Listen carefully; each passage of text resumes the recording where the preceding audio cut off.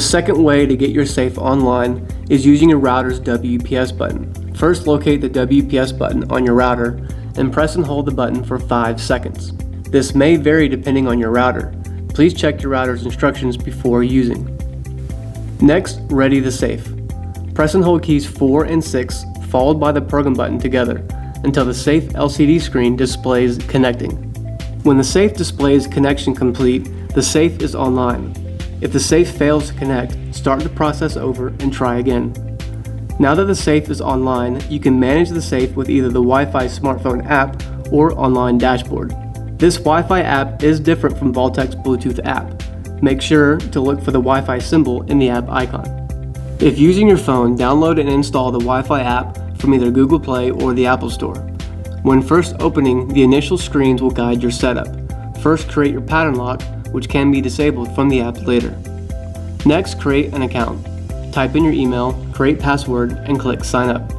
An email verification will be sent that must be verified before proceeding with logging in. Since the safe is already online using WPS, select Add a User. Now, ready your safe. Press and hold keys 1 and 4 followed by the program button together until the safe's LCD screen prompts you to enter the pairing code. Enter the pairing code and immediately press and hold keys 1 and 4 followed by the program button together again until the safe's LCD screen confirms pairing is complete. You will then be directed to the app's main console, where you can view your safe status and manage its settings.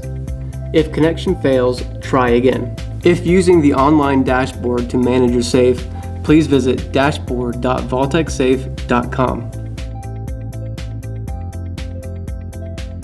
Next, create an account. Type in your email, create password, and click sign up. An email verification will be sent that must be verified before proceeding with logging in.